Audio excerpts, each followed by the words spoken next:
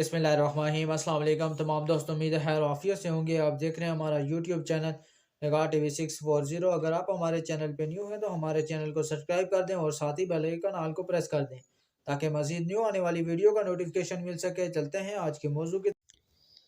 आज का मौजू है नमाज तरावी का बयान और कुछ मसाइल और नमाज तरावी की नियत। माह रमज़ान में मर्दों और औरतों के लिए 20 रकात तरावी नमाज बाद इशा अदा करना सुन्नत मोक़दा है।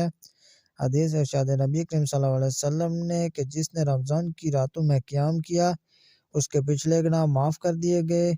मसला मर्दों की नमाज तरावी बाजमात अदा करना सुन्नत आला कफ़ाया है। अगर तमाम अहले मल्ला अलग अलग तरावी पढ़ लेंगे और जमात बिल्कुल ना होगी तो गुनाहगार होंगे, और अगर बाजमात अदा हो रही है और किसी ने तन्हा पढ़ ली तो ये शख्स गुनाहगार तो ना होगा मगर फजीलत जमात से महरूम होगा।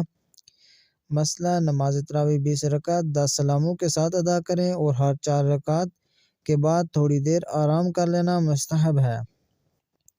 मसला रमज़ान शरीफ के पूरे महीने में एक मरतबा कुरान तरावी में ख़त्म करना सुन्नत है। मसला नाबालग के पीछे नमाज तरावी पढ़ना दुरुस्त नहीं।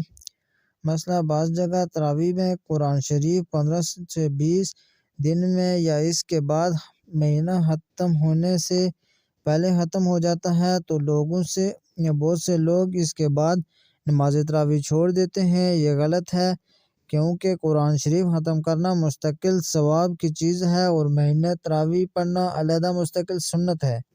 नमाज तरावी की नियत करता हूँ मैं 2 रकात नमाज सुन्नत तरावी के वास्ते अल्लाह ताला के रुख मेरा काबा शरीफ की तरफ पीछे इस इमाम के। अल्लाहु अकबर।